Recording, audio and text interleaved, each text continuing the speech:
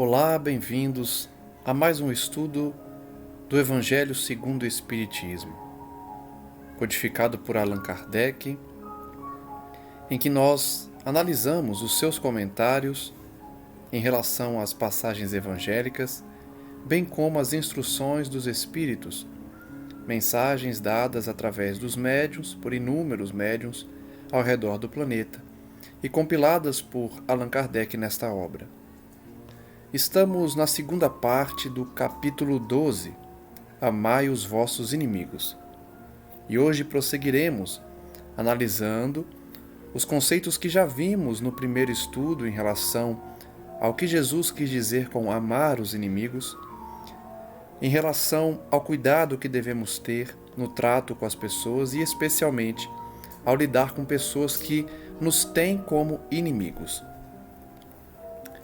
No estudo de hoje veremos as instruções dos Espíritos, ou seja, as mensagens dadas pelos Espíritos, geralmente Espíritos elevados, sobre esse tema.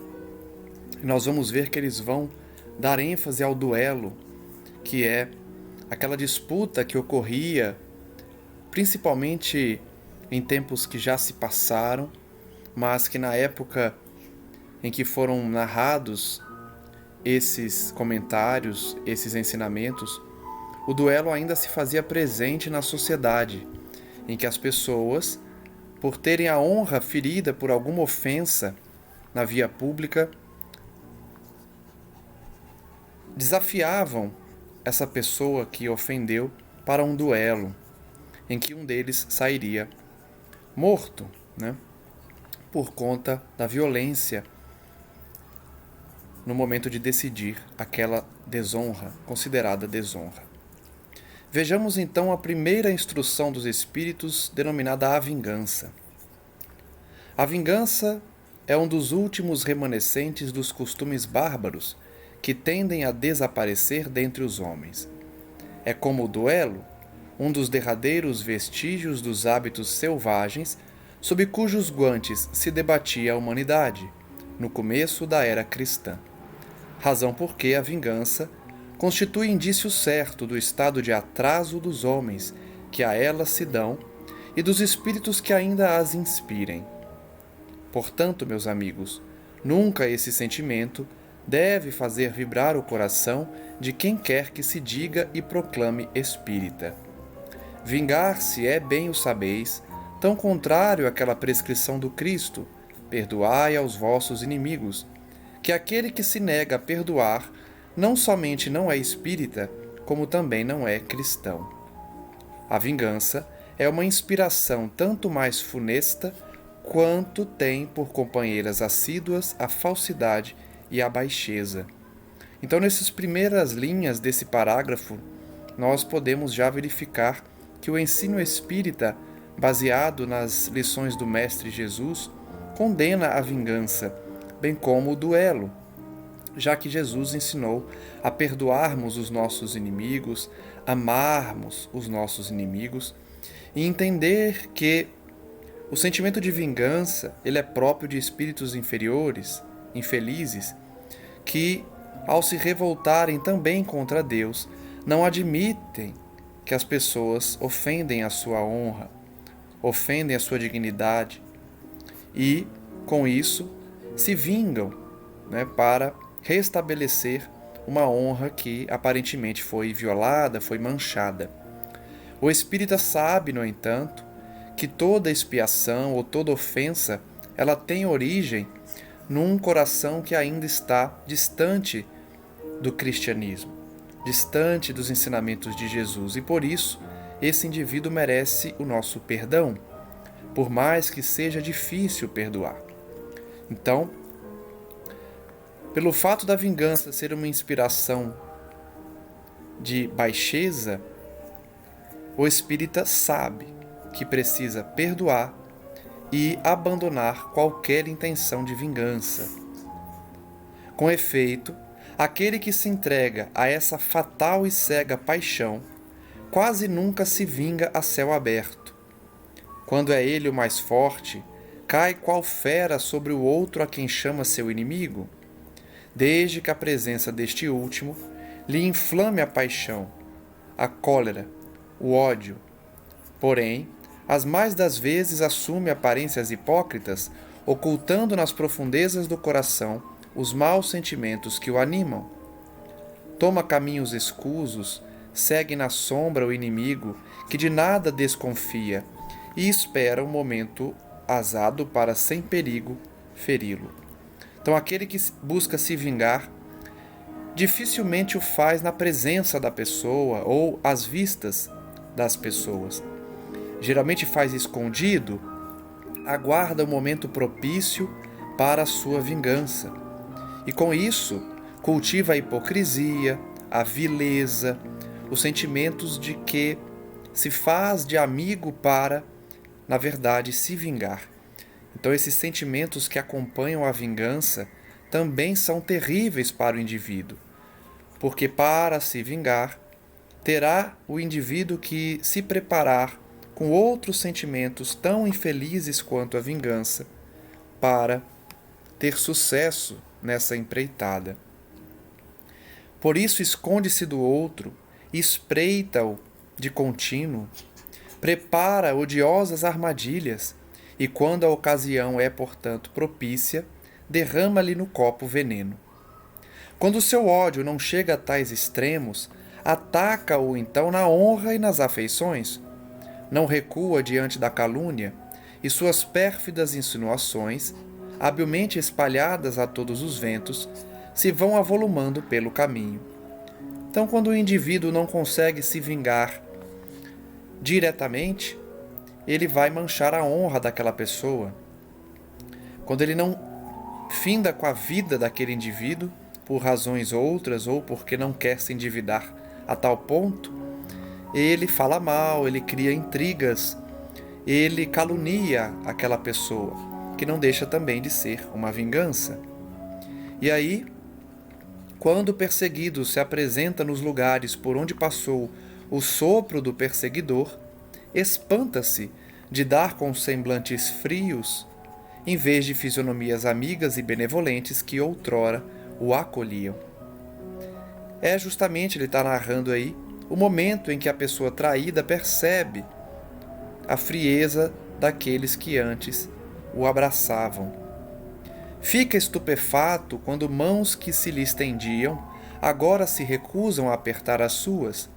Enfim, sente-se aniquilado ao verificar que os seus mais caros amigos e parentes se afastam e o evitam. Tudo isso fruto da calúnia, fruto dos sentimentos vis que a vingança proporciona. Ah, o covarde que se vinga assim é 100 vezes mais culpado do que o que enfrenta o seu inimigo e o insulta em plena face. Então vejam que esse espírito finaliza esse parágrafo dizendo que é pior se vingar pela calúnia, pela difamação, dando voto de confiança àquela pessoa e depois atraindo, do que declarar-se inimigo desde o início e procurar se vingar diretamente, às claras.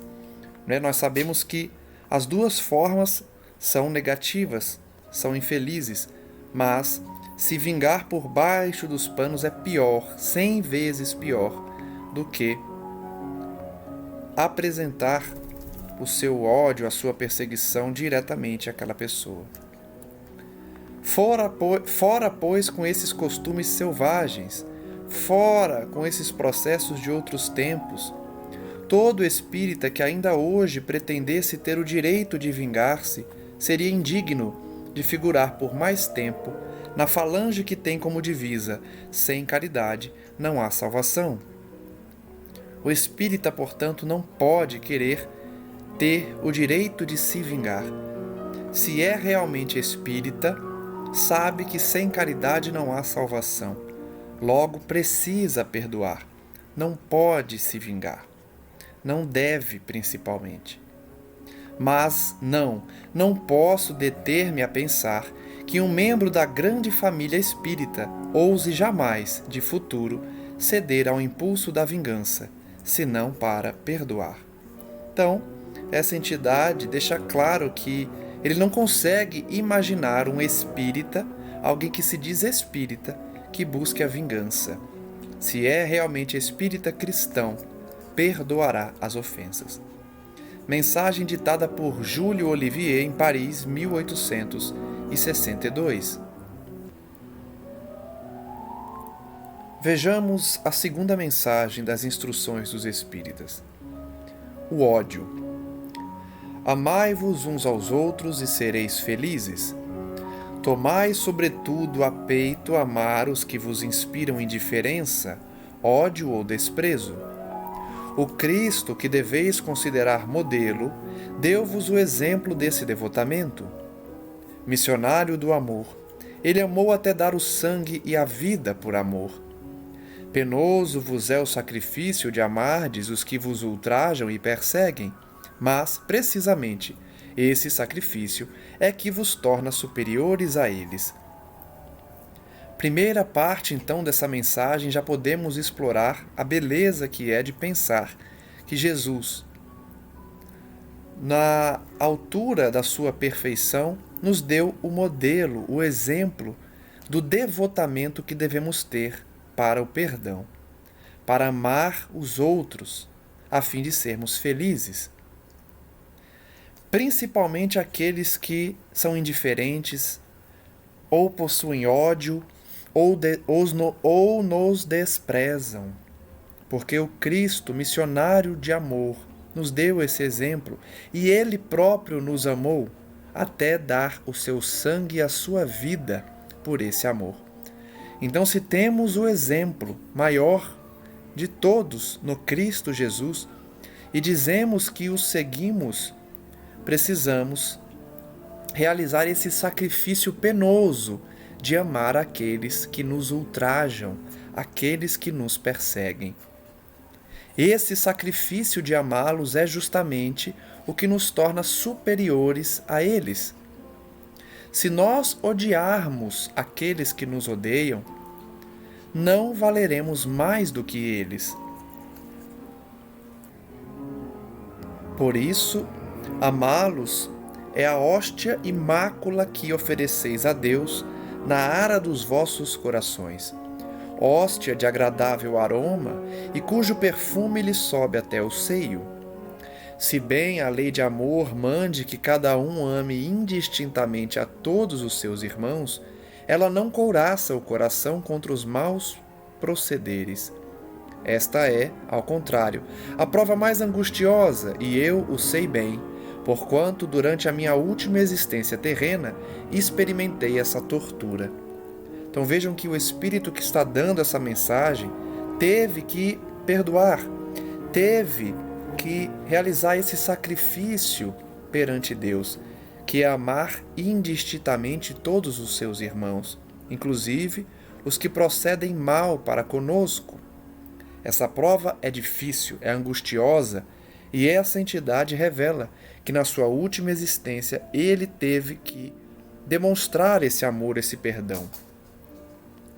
Mas Deus lá está e pune nesta vida e na outra os que violam a lei de amor.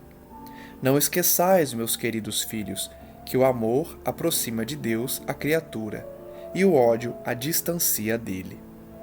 Então esse Espírito está ensinando, através de uma experiência própria, de que devemos perdoar os inimigos, devemos vivenciar esse ensinamento do Cristo de não buscarmos a vingança, lembrando sempre que aquele que viola a lei divina precisará reequilibrar-se perante ela, e que o amor nos aproxima de Deus enquanto o ódio nos distancia dele. Mensagem dada por Fenelon em Bordeaux, 1861. Agora vejamos a mensagem específica sobre o duelo. Como eu adiantei no início, muitas passagens citam o duelo porque, na época, ainda existia essa prática. E é filha justamente desse ódio, dessa vingança, e contrária ao ensinamento de Jesus de perdoarmos os inimigos, de oferecermos a outra face. O duelo, então, é descrito da seguinte forma por essa entidade: só é verdadeiramente grande aquele que, considerando a vida uma viagem que o há de conduzir a determinado ponto, pouco caso faz das asperezas da jornada e não deixa que seus passos se desviem do caminho reto. Então, só é verdadeiramente grande aquele que sabe que existe uma vida após a morte e que não liga para as dificuldades da jornada terrena, porque, dessa forma, os seus passos não se desviarão do caminho reto. Com o olhar constantemente dirigido para o termo a alcançar, ou seja, para o objetivo, nada lhe importa que as urzes e os espinhos ameacem produzir-lhe arranhaduras. Umas e outros lhe roçam a epiderme sem o ferirem, nem impedirem de prosseguir na caminhada. Ele está descrevendo, então, a caminhada na terra de alguém que realiza a vontade do Pai, que passará pelas asperezas, mas não se machucará, não se contaminará. Expor seus dias para se vingar de uma injúria é recuar diante das provações da vida. É sempre um crime aos olhos de Deus. E se não fosseis como sois, iludidos pelos vossos prejuízos, tal coisa seria ridícula e uma suprema loucura aos olhos dos homens. O duelo, portanto, se vingar abertamente de alguém, desafiá-lo a uma prova de vida ou morte, é característica de loucura, referida aqui como suprema loucura aos olhos dos homens, porque diante de uma ofensa, o indivíduo assassina outro, ou, como acontecia na maioria dos casos, o ofendido é que perdia a vida. Há crime no homicídio em duelo. A vossa própria legislação o reconhece. Ninguém tem o direito, em caso algum, de atentar contra a vida de seu semelhante. É um crime aos olhos de Deus, que vos traçou a linha de conduta que tendes de seguir. Então vejam que o duelo, o homicídio no duelo, era crime para as leis dos homens e para a lei divina. Então, logo, se é crime aos olhos da lei humana, também o é aos olhos de Deus, especialmente porque as leis divinas traçam uma linha de conduta que nós devemos seguir.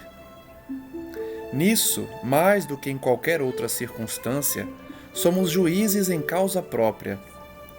Lembrai-vos de que somente vos será perdoado conforme perdoardes. Pelo perdão vos acercais da divindade, pois a clemência é irmã do poder. Então, primeira lição, além das tantas outras que já vimos aqui: seremos perdoados conforme perdoamos, e que o perdão é uma característica da divindade, nos aproximamos de Deus. Por quê? O perdão é clemência, que é irmã do poder. Enquanto na terra correr uma gota de sangue humano, vertida pela mão dos homens, o verdadeiro reino de Deus ainda se não terá implantado aí. Reino de paz e de amor, que há de banir para sempre do vosso planeta a animosidade, a discórdia, a guerra. Então, a palavra duelo somente existirá na vossa linguagem como longínqua e vaga recordação de um passado que se foi. Nenhum outro antagonismo existirá entre os homens, afora a nobre rivalidade do bem. Então esse espírito já revela aqui que no futuro próximo, quando a terra estiver regenerada, quando já estivermos abandonados em relação à maldade, ao vício, quando esses estiverem expurgados, nós vivenciaremos uma era sem duelos, sem disputas, sem violência. E assim o reino de Deus se fará na terra e não existirá outro antagonismo entre os homens senão a rivalidade do bem. Essa mensagem foi ditada por Adolfo, bispo de Argel, em Marmande, 1861. Mais uma mensagem sobre o duelo. Em certos casos, sem dúvida, pode o duelo constituir uma prova de coragem física, de desprezo pela vida, mas também é, incontestavelmente, uma prova de covardia moral, como o suicídio.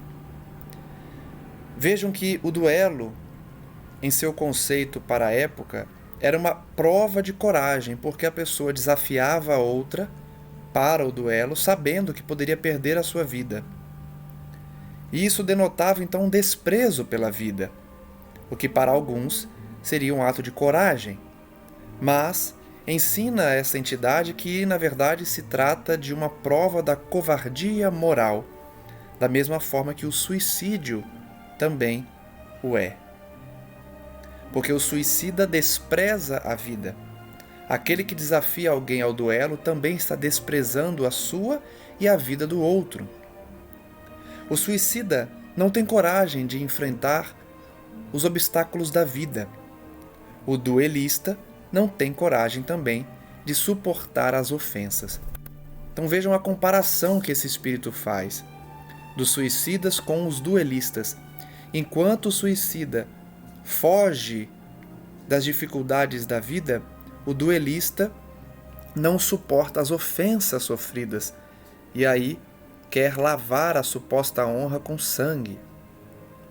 Não vos disse o Cristo que há mais honra e valor em apresentar a face esquerda àquele que bateu na direita do que em vingar uma injúria? Não disse ele a Pedro, no jardim das oliveiras: mete a tua espada na bainha, porquanto aquele que matar com a espada perecerá pela espada? Assim falando, não condenou para sempre o duelo? Efetivamente, meus filhos, que é essa coragem, oriunda de um gênio violento, de um temperamento sanguíneo e colérico, que ruge à primeira ofensa? Onde a grandeza da alma naquele que, a menor injúria, entende que só com sangue a poderá lavar? Ah, que ele trema! Então vejam que, antes da gente prosseguir nessa mensagem, olhem quantas reflexões esse Espírito nos trouxe. Jesus não nos disse, não nos ensinou que devemos oferecer outra face. Ele não condenou o duelo quando disse a Pedro para guardar sua espada no Jardim das Oliveiras. Então, a coragem de não responder uma ofensa está acima do gênio violento que pretende lavar sua honra com sangue. Esse temperamento é filho da cólera, né? Do orgulho. Não há, portanto, grandeza na alma daquele que quer lavar com sangue uma injúria. No fundo da sua consciência, uma voz lhe bradará sempre: Caim, Caim, que fizeste de teu irmão? Foi-me necessário derramar sangue para salvar a minha honra, responderá ele a essa voz. Ela, porém, retrucará: procuraste salvá-la perante os homens por alguns instantes que te restavam de vida na terra, e não pensaste em salvá-la perante Deus. Pobre louco, quanto sangue exigiria de vós o Cristo por todos os ultrajes que recebeu? Não só o feristes com os espinhos e a lança, não só o pregastes num madeiro infamante, como também o fizestes ouvir, em meio de sua agonia atroz, as zombarias que lhe prodigalizastes. Então olhe que reflexão profunda dessa entidade. Ele diz que essa consciência que lavou a sua honra com o sangue do irmão, ouvirá uma voz: Caim, Caim, que fizestes do teu irmão. Fazendo referência, então, àquele que assassina o seu irmão na passagem bíblica. E aí ele faz a seguinte reflexão: quando pretendemos responder, eu apenas lavei a minha honra com o sangue, a alma então receberá essa resposta: o que diria você se o Cristo pretendesse lavar os ultrajes que ele recebeu com sangue. Quanto sangue seria derramado se Jesus quisesse lavar as injúrias que sofreu? Então, por que nós, tão ainda distantes do Mestre, pretendemos lavar essas injúrias, essas ofensas com sangue? Que reparação Jesus pediu pelos insultos que ele sofreu? Jesus pediu alguma reparação? Pelo contrário, o último brado do Cordeiro foi uma súplica a Deus em favor dos seus algozes, dos seus perseguidores. Oh, como ele então, perdoai e orai pelos que vos ofendem. Olha que mensagem bela. Se Jesus não pretendeu lavar a sua honra pelas injúrias sofridas, cuja autoria é de toda a humanidade, como nós pretendemos lavar qualquer ofensa com violência? Aprendamos então com Jesus, que ao invés de pedir a Deus a vingança, que a sua honra fosse lavada, ele pediu perdão, pediu que Deus nos perdoasse. Amigos, lembrai-vos deste preceito, amai-vos uns aos outros, e então, a um golpe desferido pelo ódio, respondereis com um sorriso, ao ultraje com o perdão. O mundo, sem dúvida, se levantará furioso e vos tratará de covardes.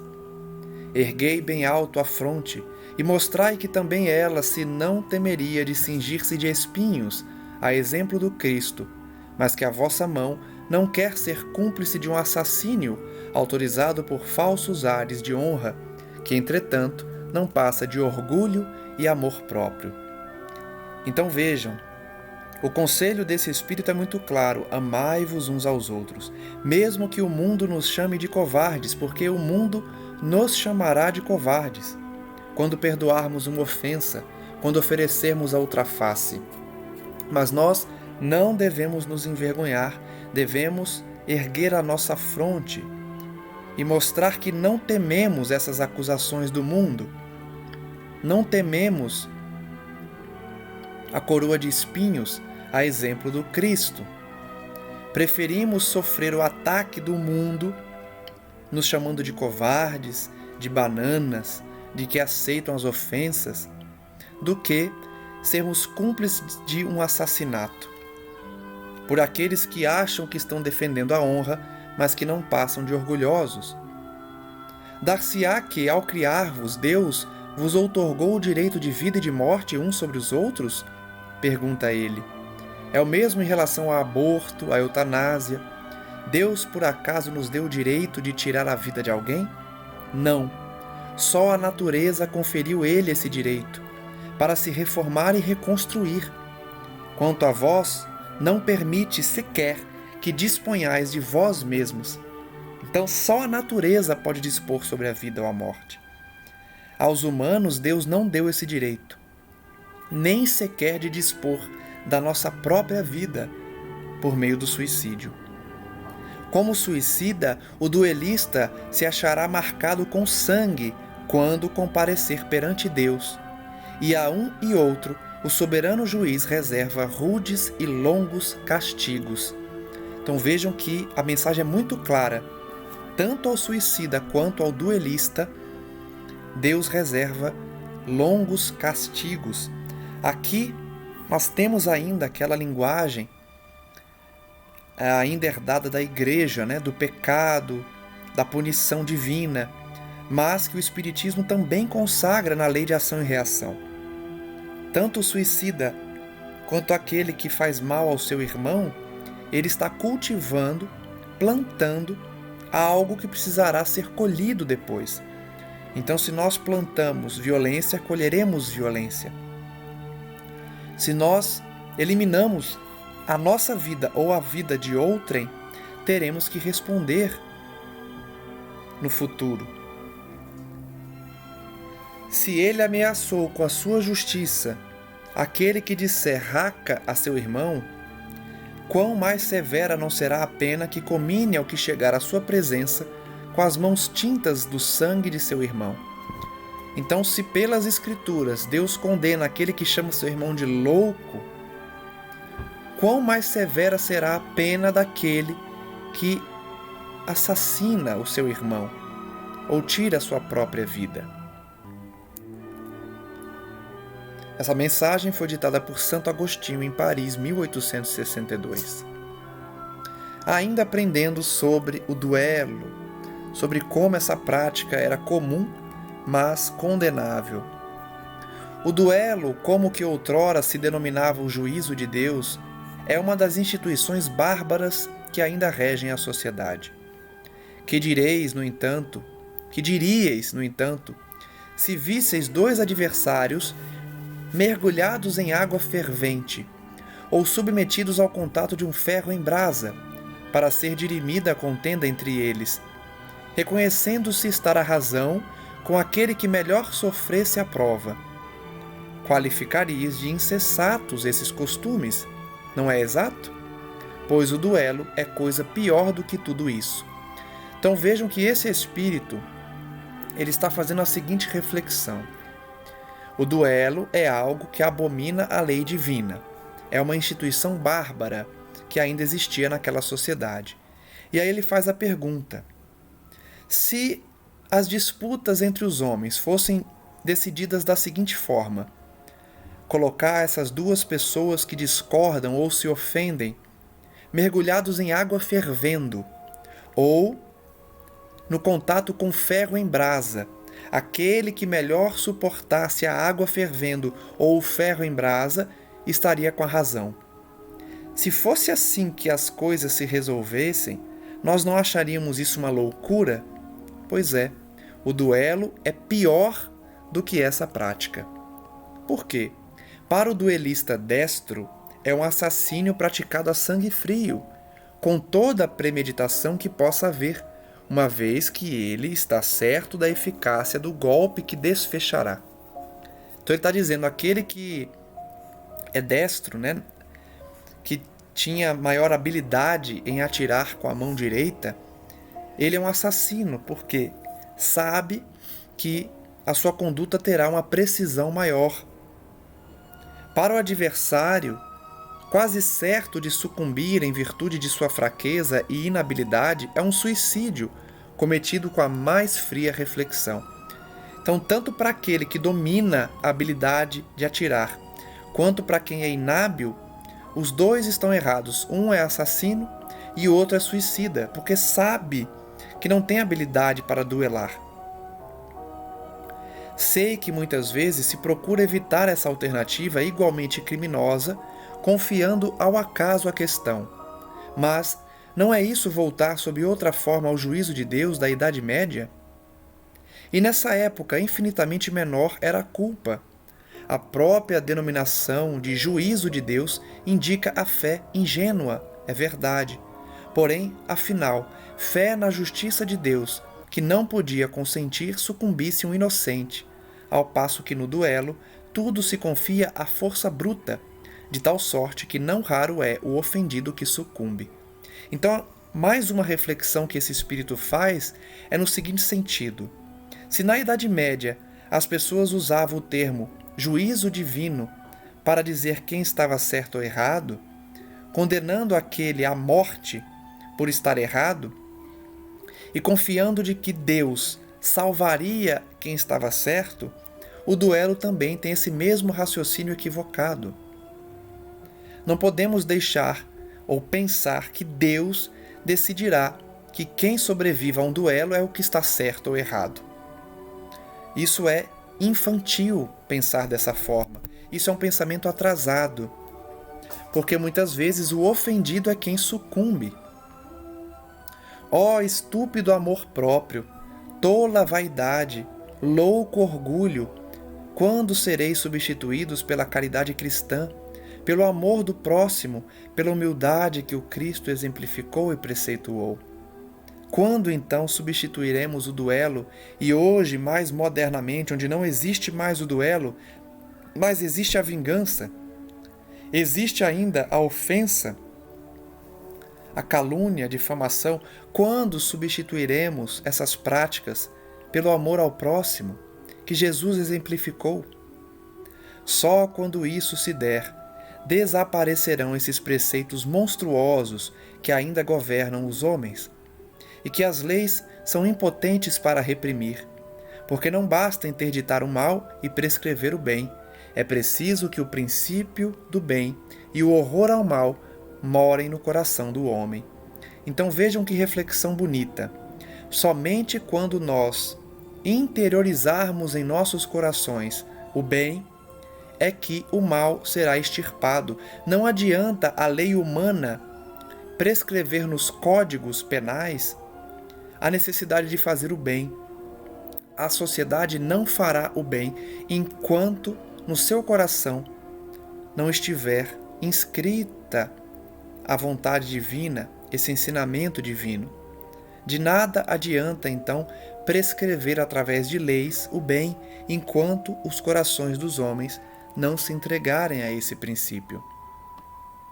Quem ditou essa mensagem foi um espírito protetor que assim assinou em Bordeaux, 1861. Vamos para mais uma mensagem de uma entidade. Que juízo farão de mim, costumais dizer, se eu recusar a reparação que se me exige, ou se não a reclamar de quem me ofendeu? Vejam então que essa primeira indagação é preocupada com a opinião dos outros. O que as pessoas pensarão de mim se eu não reparar com a violência aquele que me ofendeu? Os loucos como vós, os homens atrasados, vos censurarão. Mas os que se acham esclarecidos pelo facho do progresso intelectual e moral dirão que procedeis de acordo com a verdadeira sabedoria. Então, quem resolver perdoar aquele que ofende será considerado louco pelos materialistas, mas por aqueles que já têm o intelecto e a moral elevadas, dirão que o perdão procede da verdadeira sabedoria. Refleti um pouco. Por motivo de uma palavra dita às vezes impensadamente ou inofensiva, vinda de um dos vossos irmãos, o vosso orgulho se sente ferido. Respondeis de modo acre e daí uma provocação? Antes que chegue o momento decisivo, inquiris de vós mesmos se procedeis como cristãos. Que contas ficareis devendo à sociedade por a privardes de um de seus membros, ou seja, tirar a vida de alguém por conta de uma ofensa? Não é um orgulho ferido responder uma provocação? E aqui eu me lembro da ofensa, né, que o Will Smith aparentemente sofreu do Chris e resolveu subir ao palco no Oscar e desferir um golpe na face, né, de alguém que considerava como amigo antigamente, porque ele se sentiu ofendido, a honra da sua esposa ofendida, e decidiu pela violência lavar a suposta honra, e hoje ele é condenado, né, foi afastado do Oscar, é condenado por seus colegas de profissão, pelas pessoas que enxergaram na sua atitude algo negativo. É o princípio que está sendo ensinado aqui no Evangelho. O orgulho ferido responde à provocação de forma impensada. Uma piada que foi feita de forma inofensiva, sem a intenção de ofender, teve uma resposta violenta. Que contas, então, deverá prestar à sociedade? No caso aqui, numa consequência mais grave, né, de tirar a vida do outro. Pensastes no remorso que vos assaltará por haverdes roubado a uma mulher o marido, a uma mãe o filho, ao filho o pai que lhe servia de amparo? Certamente o autor da ofensa deve uma reparação, porém não lhe será mais honroso dá-la espontaneamente, reconhecendo suas faltas, do que expor a vida daquele que tem o direito de se queixar.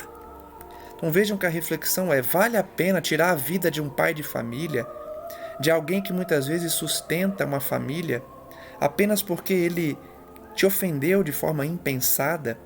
Será que não é melhor deixar que ele repare essa falta de uma forma mais honrosa, reconhecendo que falhou. Quanto ao ofendido, convenho em que algumas vezes, por ele achar-se gravemente ferido, ou em sua pessoa, ou nas dos que lhe são mais caros, não está em jogo somente o amor próprio. O coração se acha magoado, sofre. Mas além de ser estúpido arriscar a vida, lançando-se contra um miserável capaz de praticar infâmias, dar-se-á que, morto este, a afronta qualquer que seja deixa de existir? Então vejam que esse espírito se coloca no lugar do ofendido. Ele sabe que é difícil receber uma ofensa ou ouvir uma ofensa contra os seus entes queridos. Porém, vale a pena matar alguém por conta de uma ofensa? Qualquer que seja. Essa ofensa deixará de existir se você matar a pessoa que te ofendeu? Não é exato que o sangue derramado imprime retumbância maior a um fato que, se falso, cairia por si mesmo? E que, se verdadeiro, deve ficar sepultado no silêncio? Então, quando você mata alguém por conta de uma ofensa, você não está dando maior ênfase a essa ofensa? Ainda que seja mentirosa ou verdadeira, não é melhor que o silêncio seja a resposta? Nada mais restará, pois, senão a satisfação da sede de vingança. Triste satisfação, que quase sempre dá lugar, já nesta vida, a causticantes remorsos. Então a vingança não é uma satisfação que traz alívio, felicidade ou repara o mal feito. Toda pessoa que se vinga se arrepende, lhe traz remorso. Se é o ofendido que sucumbe, onde está a reparação? Então vejam que no duelo, muitas vezes, o ofendido, ele desafiava o ofensor a um duelo e geralmente o ofendido que morria. Porque o ofensor, acostumado a duelos, porque ofendia muitas pessoas, tinha mais habilidade em sacar sua arma, em atirar. Então era comum que o ofendido morresse no duelo, porque o ofensor saía ofendendo todo mundo, porque confiava na sua habilidade, se fosse desafiado a um duelo. Não vale a pena. Quando a caridade regular a conduta dos homens, mais um espírito que dita novamente ao final, quando a humanidade se entregar à caridade, ela conformará seus atos e palavras à máxima: não façais aos outros o que não quiserdes que vos façam. Em se verificando isso, desaparecerão todas as causas de dissensões, e com elas as dos duelos e das guerras, que são os duelos de povo a povo. Então vejam que essa entidade ensina. Francisco Xavier, e aqui não é o médium, tá? É um espírito que assinou com esse nome em Bordeaux, 1861. Vejam que quando nós abraçamos os ensinamentos de Jesus no nosso íntimo, resolvemos pendências na nossa família, na nossa convivência social e, posteriormente, toda a sociedade abraçará também esses princípios, cessando com as guerras, com os conflitos internacionais. Então vejam que a paz no mundo começa, de fato, em nós. Primeiro nós pacificamos o nosso coração, o nosso lar, a nossa conduta diária, para depois toda a sociedade também pacificar o mundo inteiro. Vejamos mais uma mensagem dos Espíritos. O homem do mundo, o homem venturoso, que por uma palavra chocante, uma coisa ligeira, joga a vida que lhe veio de Deus, joga a vida de seu semelhante, que só a Deus pertence, esse é 100 vezes mais culpado do que o miserável que, impelido pela cupidez, algumas vezes pela necessidade, se introduz numa habitação para roubar e matar os que lhe opõem aos desígnios. Então esse espírito que nós vamos ver ao final quem assinou, já começa dizendo que é pior você desafiar alguém a um duelo e matar essa pessoa do que aquele que entra numa casa para roubar diante de uma necessidade. Trata-se quase sempre de uma criatura sem educação, com imperfeitas noções do bem e do mal. Ao passo que o duelista pertence, em regra, à classe mais culta. Então ele está dizendo que o bandido, ignorante, analfabeto, miserável, que entra numa casa para roubar, ele é menos culpado do que o duelista. Por quê? O duelista tem mais esclarecimento. Ele geralmente é uma pessoa culta. Um mata brutalmente, enquanto que o outro faz com método e polidez, pelo que a sociedade o desculpa. Então o duelista é desculpado pela sociedade, mas ele não deixa de ser um assassino, que mata com polidez, com método, enquanto que o ladrão ignorante, ele mata com brutalidade. Acrescentarei mesmo que o duelista é infinitamente mais culpado do que o desgraçado que, cedendo a um sentimento de vingança, mata num momento de exasperação, de desespero. O duelista não tem por escusa o arrebatamento da paixão, pois que entre o insulto e a reparação dispõe ele sempre de tempo para refletir, que é o que o nosso direito penal chama de premeditação, né? Não é um crime passional, ou seja, realizado diante de uma paixão violenta, de uma forte emoção. Ele é premeditado. O duelista se ofende, desafia o outro, né, o ofensor, a um duelo, se prepara para esse duelo e depois realiza o ato. Então, é mais culpado o duelista do que aquele que mata diante de uma paixão, de uma emoção forte. É certo que também expõe a vida. Aliás, antes disso, né? Age, portanto, friamente, com premeditado desígnio. Estuda, calcula tudo para com mais segurança matar o seu adversário. É certo que também expõe a vida, e isso o que reabilita o duelo aos olhos do mundo, que nele então só vê um ato de coragem e pouco caso da vida. Então, enquanto o duelista prepara o assassinato do seu adversário, o mundo o perdoa porque ele também está expondo a sua vida a perigo. E isso, aos olhos do mundo, é honroso, é corajoso. Mas haverá coragem da parte daquele que está seguro de si? Ou seja, aquele que tem certeza que matará o outro. Ele de fato é corajoso? O duelo, remanescente dos tempos de barbárie, em os quais o direito do mais forte constituía a lei, desaparecerá por efeito de uma melhor apreciação do verdadeiro ponto de honra, e à medida que o homem for depositando fé mais viva na vida futura. Então, mais um espírito que ao final diz que, quando nós evoluirmos, o duelo não mais existirá, como não mais existe. Mas hoje ainda existe a vingança, né? Que também sumirá. Essa mensagem foi ditada por Agostinho em Bordeaux, 1861. Então, depois de tantas mensagens sobre o duelo, Allan Kardec cria uma nota para explicar que os duelos se vão tornando cada vez mais raros, e se de tempos a tempos alguns de tão dolorosos exemplos se dão, o número deles não se pode comparar com o dos que ocorriam outrora. Então, já na época de Kardec, os duelos já estavam bem menores do que antigamente. Antigamente, ele vai dizer, um homem não saía de casa sem prever um encontro, pelo que tomava sempre as necessárias precauções. Então, antigamente, era tão comum o duelo que os homens já saíam de casa preparados para um duelo, ou seja, armados. Um sinal característico dos costumes do tempo e dos povos se nos depara no porte habitual, ostensivo ou oculto de armas ofensivas ou defensivas. Então era muito comum andar armado, né?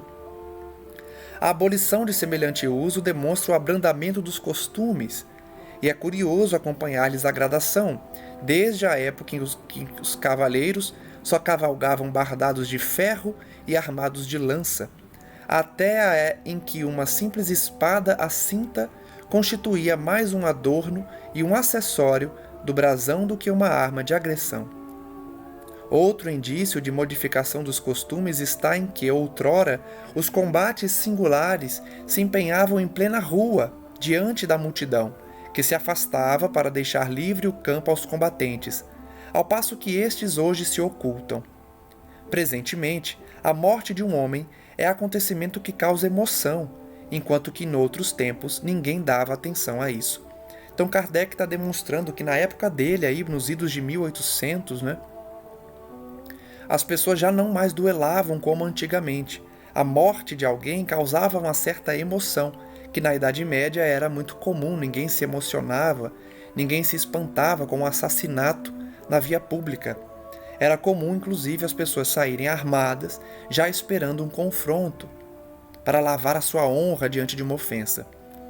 Então Kardec demonstra que na época dele isso já era diferente, hoje nós vemos que ainda está bem menor.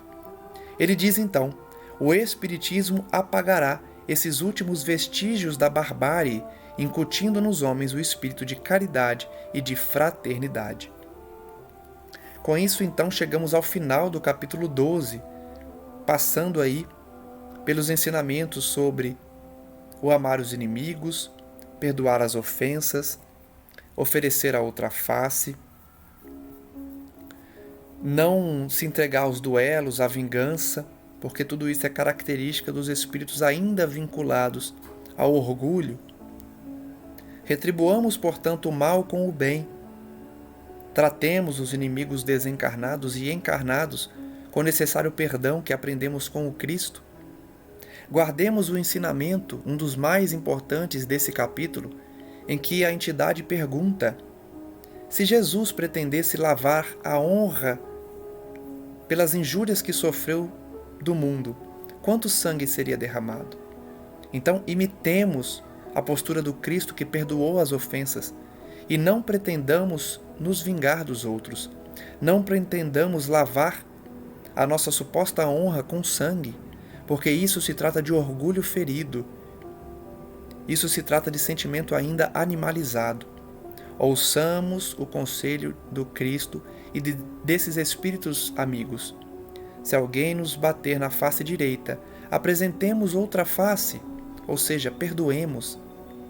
Ofereçamos ao ofensor uma conduta diferente do que a reação violenta.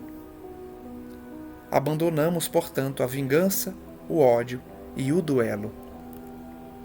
Agradecemos, então, a Kardec, aos espíritos amigos, aqueles que, através do Evangelho do Cristo Jesus, nos trouxeram tantos ensinamentos por meio do Espiritismo, por tantas mensagens ditadas aos médiuns, preparados na espiritualidade a reencarnarem e servirem a um propósito de instruir a humanidade com os ensinamentos do Eterno.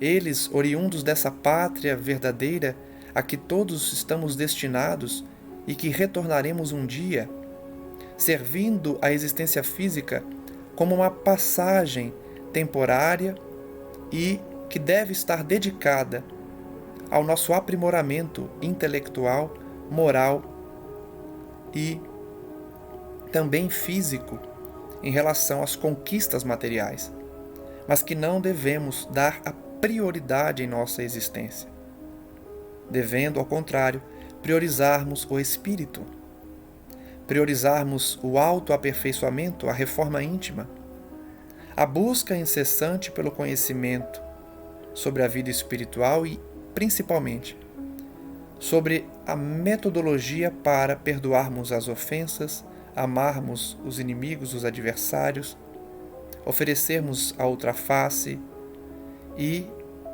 buscarmos aplicar o ensinamento do Evangelho de Jesus na nossa conduta diária, no nosso cotidiano.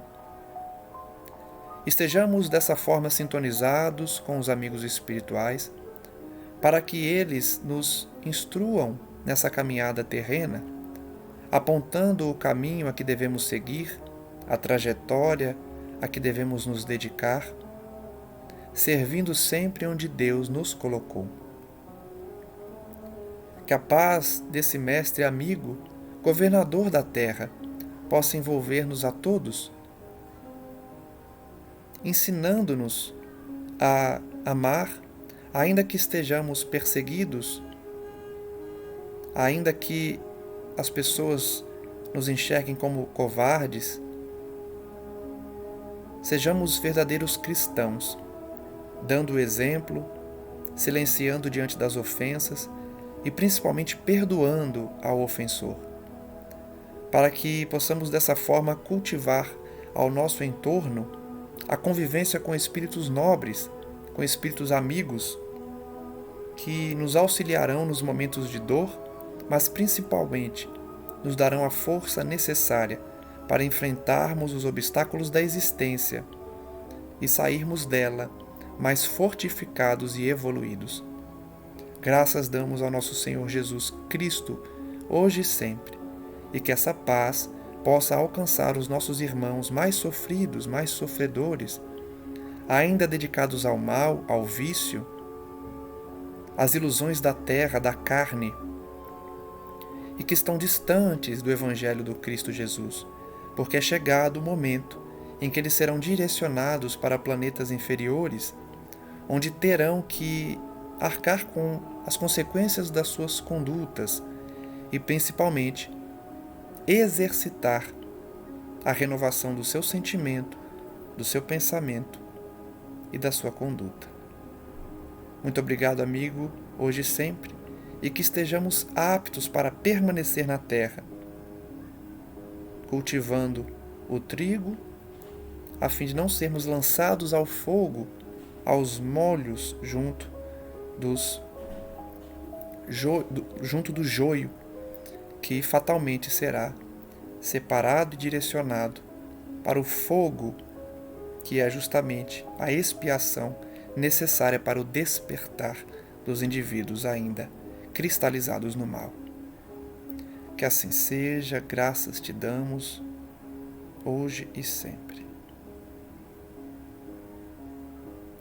Muito obrigado a todos que nos acompanham e até o próximo estudo. Um forte abraço a todos.